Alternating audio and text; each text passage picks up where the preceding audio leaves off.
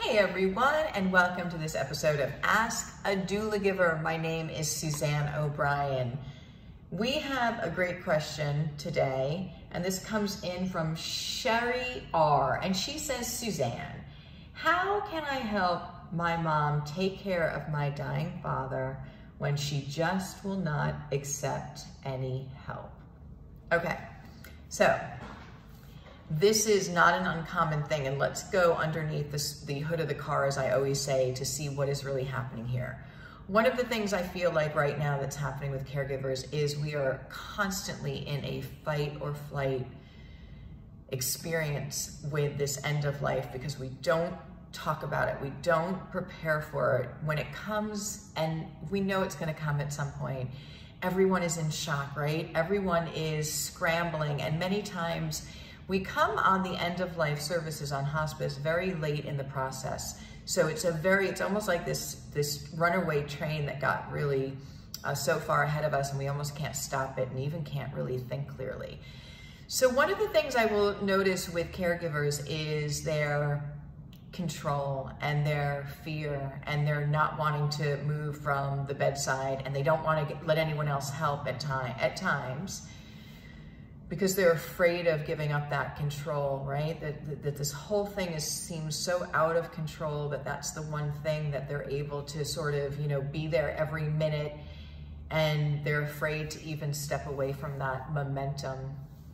So one of the things that I'll share with you is that to understand the intensity that your mom is going through, the suddenness, the quickness, the fear that's behind this, but also then creating space within here that doesn't really require her to completely leave the house or let someone else completely take over the care of your dad, but complement it. So what I want to share, that sometimes, again, caregivers won't want to leave the house or leave for any length of time, but if there's somebody who can come in and give them downtime, let them have a few hours off, or go even sit in the backyard and put your face in the sun. Something to recharge the batteries, that they're right there, and you'll always let them know that, Mom, if anything is going on with Dad, I'll get you immediately. I mean, this is so very important for them just to have those, even an hour or two or over the night, of respite care. So it might not be where somebody wants someone else to completely come in and do everything or take over, because there's a lot of elements, right? There's a lot of emotion going on. But what I will suggest is that most people will allow you to be there and allow you to give them that opportunity to go into another room, watch a TV show, kind of have the off switch. The off switch is really important for not burning out, and just even a few hours can recharge batteries. So being still in the home environment, letting Mom know that you'll be with Dad, and she can be in the next room, but if anything goes on that she needs to know about, within seconds, you'll be able to tell her. Encourage her to go outside in the backyard, put her face in the sun. If she can even take a trip out of the house, that's fantastic. But even just a few hours of respite care will allow your mom to, again, settle down her nervous system and recalibrate a bit.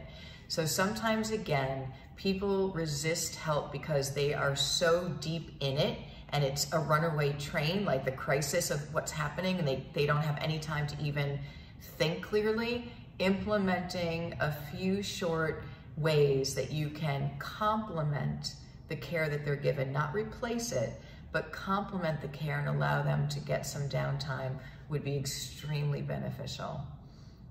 Good luck with that, Sherry, and let us know how that works out, okay? Thank you, everyone, and this is Ask a Doula Giver.